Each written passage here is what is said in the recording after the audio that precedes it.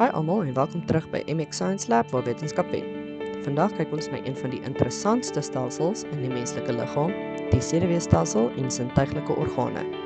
Ons gaan leer hoe jou sintuie werk, hoe jou brein boodskappe interpreteer en hoe jou liggaam reageer op alles rondom jou. Kom ons begin.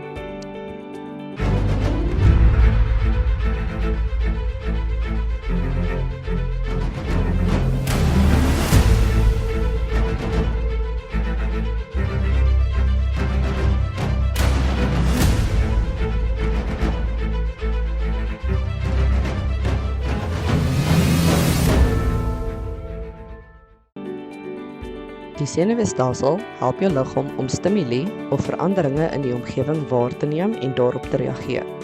Ons het 5 hoofsintuie: sig, gehoor, smaak, gevoel en reuk.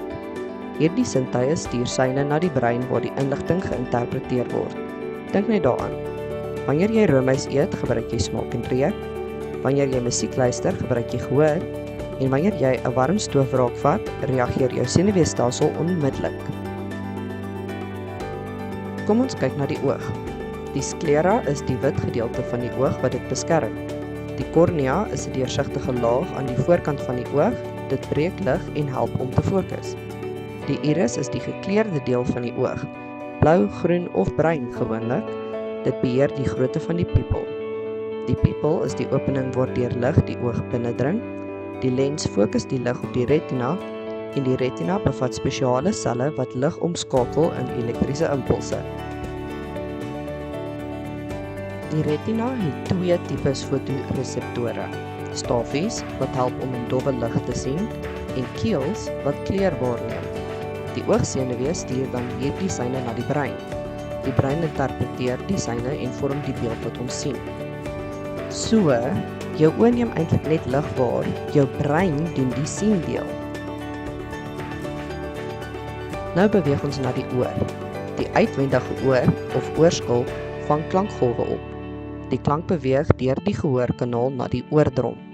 Die oordrom begin vibreer en dit laat die 3 klein gehoorbeentjies beweeg: die hamer, die aambeeld en die stabiel. Hierdie vibrasies beweeg na die cochlea van die binneoor. In die cochlea is klein trilhaartjies wat beweeg wanneer klankgolwe inkom. Die gehoorsenuwee stuur dan die seine na die brein waar klanke geïnterpreteer word. Die binneoor help ook met balans. Die tong is 'n sterk spierorgaan met smaakknoppies op die oppervlak. Dit help nie net met smaak nie, maar ook met kou, sluk en spraak. Die 4 basiese smake is bitter, sout, suur en soet. 'n 5de smaak, genaamd umami, word ook erken. Umami beskryf 'n hartige of vleisagtige smaak. Die vel is die grootste orgaan van die menslike liggaam.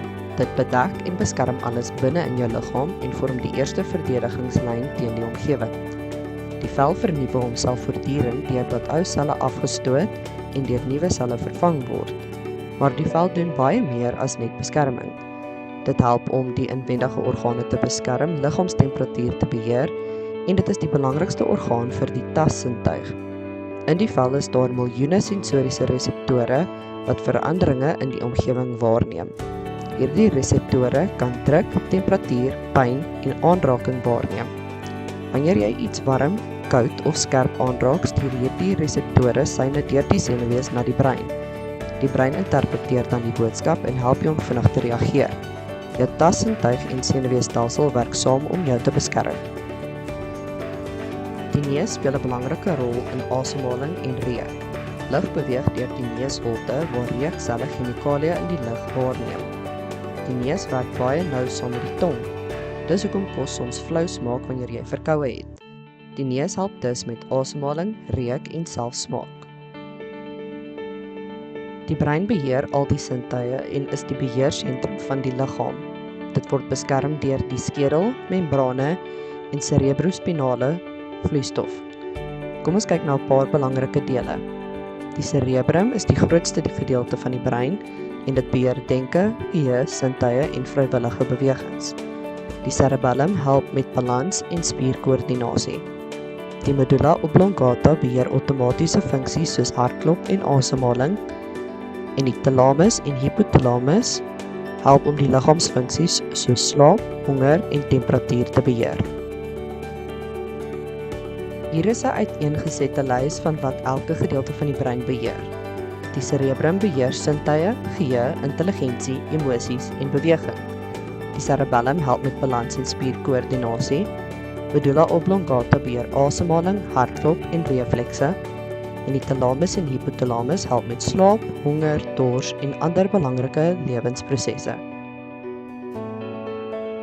Dwelms en alkohol kan ernstige skade aan die brein veroorsaak. Hulle kan konsentrasie verminder, reflekse vertraag, balans beïnvloed en emosies versteur. Langtermynmisbruik kan lei tot geheueverlies, breinskade, asemhalingsprobleme en selfs die dood. Dis hoekom dit belangrik is om goeie besluite te neem en jou brein te beskerm.